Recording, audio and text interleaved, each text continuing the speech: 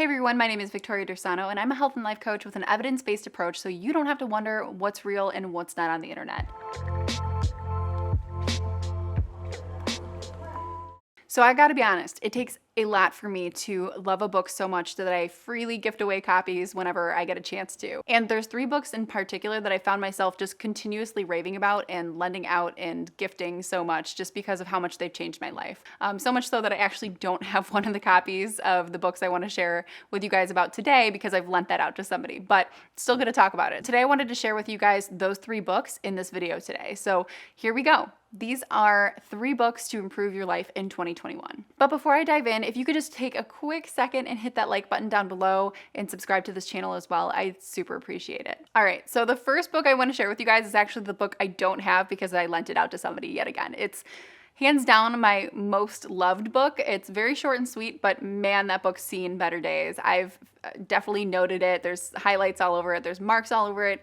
It's pretty weathered, but it's been so influential in my life, and it's really helped me to see my own blind spots in a lot of ways. So this book is The Big Leap. And just a quick little summary about what The Big Leap is and what the kind of like plot, if you will, of this book is, the essence of it. The Big Leap is about just changing your overall perspective so that you can embrace a philosophy that will help you to achieve truly your full potential in your work, even your relationships, finance, and just all other walks of life. And the way I best describe this is like, do you ever wonder why we fall into the same cycles of sometimes ruining things for ourselves and self-sabotaging in certain ways? Or maybe you don't necessarily see that, but you're like at a certain junction of what you would conceive as success, but you feel like you just can't quite get to that next step, or every time you try, something happens. Well, I finally found the answer about what this kind of phenomena is in this book by Gay Hendricks, The Big Leap. So Gay himself is the author, and he's actually a Stanford psychologist who co-authored over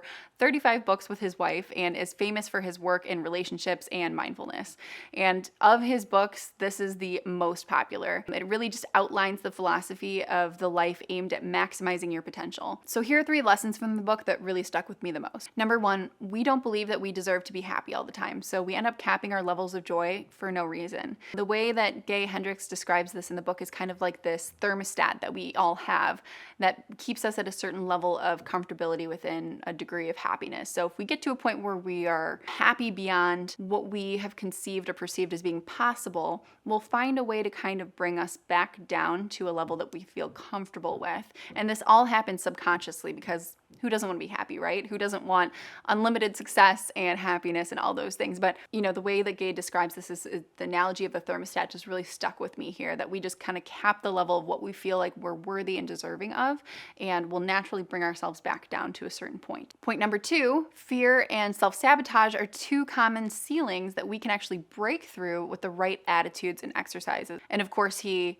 gives these attitudes and exercises in the book, which I'm not gonna spoil for you guys, but those are 2 of the common ways that we will bring ourselves back down and kind of readjust that thermostat back to where we feel comfortable at. So fear and self-sabotage. And point number 3 is when it comes to work, we can be in 4 zones, but only one is actually worth shooting for. So zone number 1 is the zone of incompetence, meaning whatever I'm doing, I suck at it and other people could do a lot better at that task than I could. So that could be, for example, let's say if I'm going to choose to pursue coding.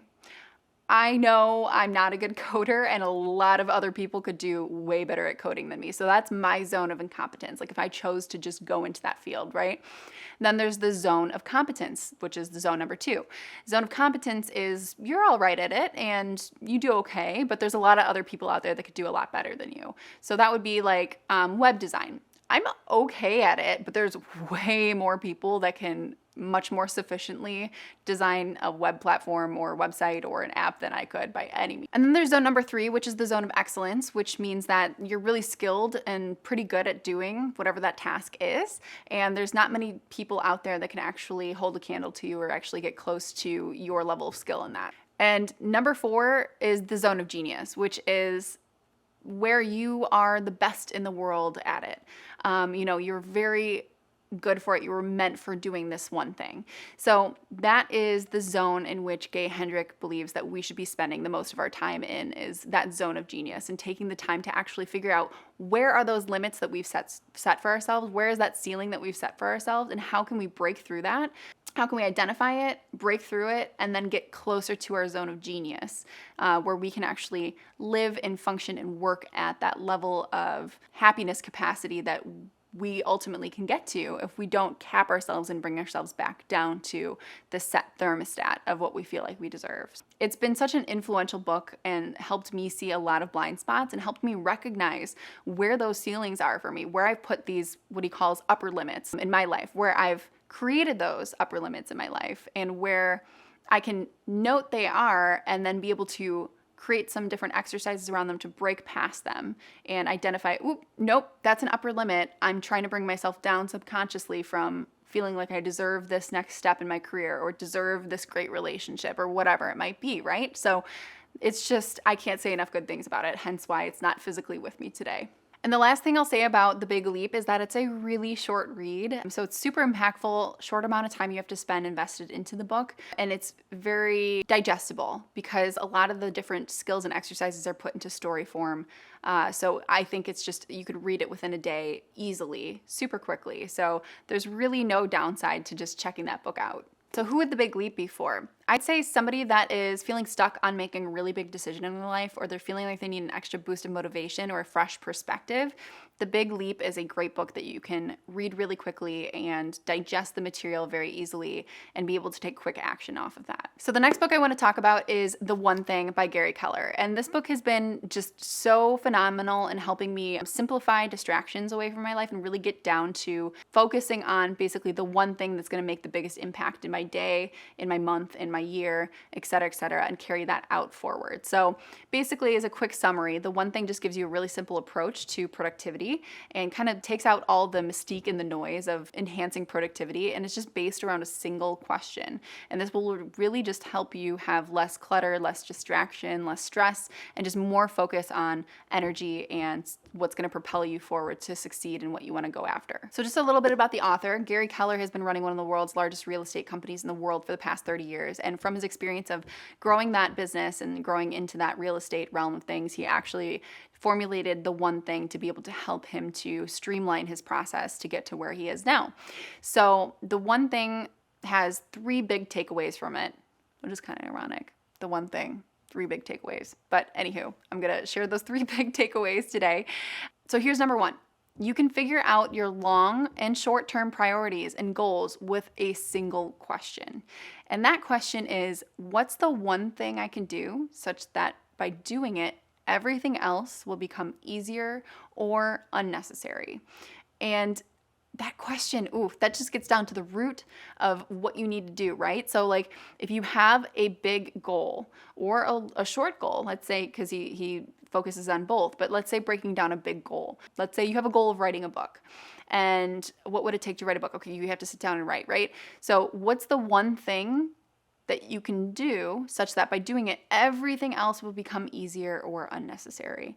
So you start to focus and really hone in on, okay, what's the process that I can actually build into writing a book that will make it easier, more streamlined, and getting down to the core of, I repeat this action over and over again, that it's going to simplify everything else down the line, right? So that is one of the biggest questions I ask myself each day when I'm entering into my workflow of things, like, what is the one thing I can do today such that by doing it, everything else will become easier or unnecessary? Even in the health realm, when I'm helping people set their goals, we use this question a lot because a lot of people say, they want to lose weight. Okay, we break that down, and that's consistent of multiple small goals within that big goal, right? So we talk about what's going to be the most influential, most impactful thing that you can do, the one thing that you can do such that by doing it, everything else in the skill book of needing to get to the weight loss goal will become easier and unnecessary, because it's going to involve exercise, it's going to involve eating more nutrient-dense foods, it's going to involve, getting good sleep, it's going to involve decreasing your stress levels throughout the day. So we're going to look at all those and look at what's the one thing out of those things that's going to get you to that goal of weight loss, that by doing it, everything else in that list will become easier or unnecessary. And that's going to be a different answer for different people, but for me, that would be sleep. If I don't get good sleep, it's gonna be really hard for me to have the energy to handle my day and to be mindful and not get super stressed. And it's gonna be really hard for me to have the energy to exercise. It's gonna be really hard for me to have the energy to make a nutrient dense meal for myself that's going to be aligned with my goals. So that's the one thing that I would focus on first, is getting a good sleep routine in. So that's how you can kind of utilize this question to break down your personal goals, especially as it pertains to health. Number 2 takeaway from this book is that in order to get focused, you have to learn how to say no. And that is such an important thing to learn, not just in getting focused, but just in life in general, because you have to establish those boundaries and say no to things that aren't going to necessarily align with your goals in that moment. Because that leads me into point number 3, which is you never really want to sacrifice your personal life for work. And a quote that I really like that kind of exemplifies this is from James Patterson. And his quote is, "Imagine life is a game in which you are juggling 5 balls. And the balls are called work, family, health, friends, and integrity. And you're keeping all of them in the air, but one day you finally come to understand that work is a rubber ball, and if you drop it, it'll bounce back. And the other 4 balls are made of glass. So if you drop one of these, it'll be irrevocably scuffed, nicked, or perhaps even shattered." So that's the way you want to look at balancing your work and your life. So you never want to sacrifice your personal life for your work goals, because again, it's the fragility aspect. We can always create more work for ourselves. We can always bounce back from certain aspects of work, but bouncing back from something in relationships in our personal life can be a lot more difficult to do so. So that's a little bit about the one thing and why I recommend it. So this is really great for more of the productivity side of things, but understanding how to streamline not only your work, but just your life in general. So who would the one thing actually be for? Well, I'd say if you're somebody who is looking for more ideas on productivity and almost a fresh perspective on it that has supporting chapters on, let's say, willpower and motivation and understanding the concept of multitasking and deep work and all the concepts of productivity in one book that also helps you to not just give you all the tools, but helps you to step by step take you through exercises that will narrow you in on your personal one thing, that would be the book for you. So another book I want to mention as a life-changing book in 2021 is Boundary Boss. This is Terry Cole's book. It actually just came out this year, so it's freshly off the press. And this has been such an amazing book. It is geared more towards women than men, so I will say that, but it definitely can be applicable both ways. I just say her audience in which she writes to tends to be more women. So Boundary Boss just really will show you how to authentically express your preferences, your needs, your limits, and all those things so that you can live a happy and healthy life that you deserve. So in this book, author Terry Cole helps you to lay out a specific set of skills that help you to stop living out these disordered boundary behaviors that just ultimately don't serve you. And she really shows you how to express yourself authentically and finally step into your own power. So a little bit about the author, Terry Cole. She's actually a licensed psychotherapist and global relationship and empowerment expert. And she has an amazing podcast, The Terry Cole Show. So that's on Apple Podcasts. I listen to that all the time. And really the techniques and strategies and tools that you learn in this book just take you on a journey that help you to align your choices moving forward with your boundary behaviors and really help you step into your authentic self and exercise personal agency. And when you can live as your authentic self and say no when you want to say no to something and not feel guilty about it and clear up space for things that do fill you up and that do genuinely you want to fill your time with, gosh, it's so amazing to be relieved from that and to not feel bad because you're hurting somebody's feelings or whatever it might be, but because you're actually just setting a personal boundary for yourself of what feels authentic to you. And when you can do that and walk through life feeling like you're setting boundaries that are authentic to you, they reflect who you are, and people can actually know authentically who you are and to be seen, and that really just equates to being capable of feeling truly loved too, by friends, by partners, all those things. So when you're able to step forward and authentically show up and set boundaries that are true to who you are and say things that are true to your heart, gosh, that's such an empowering thing. Because like I said, you can feel seen, you can feel heard, you can feel truly loved and feel truly known at the core of who you are. And that's such an important aspect of being human. So this book takes you through that. And again, I can't say enough good things about it. So this has been one of my favorites and definitely a life-changing book of 2021. So who would the Boundary Boss book be for? Well, I'd say if you're somebody who is struggling with just the disease to please, as I like to call it, or overgiving, maybe perfectionism, codependency, or exhaustion, or just kind of a low grade anger, or resentment, or bitterness, from maybe not being clear about your boundaries, this book is definitely for you. It'll help you to just clearly express yourself and authentically step forward into who you are and help others see that in you. So guys, those are my 3 most life-changing books of 2021. I would love to hear your suggestions. So if you want to drop comments below, please feel free to suggest what books you feel have been the most influential, most life-changing books in 2021 for you. I'd love to hear those and maybe do some more videos on those as well. And if you want any more information about those books, I'll go ahead and drop the links down below so you can learn a little bit more about them, where to find them, etc., etc. And again, I just want to thank you guys for watching this video. I hope you enjoyed it. If you did, be sure to hit that like button down below and give this channel a subscribe so you can get more awesome content like this delivered right to your feed. And with that being said, I hope you have a fantastic rest of your day. Bye!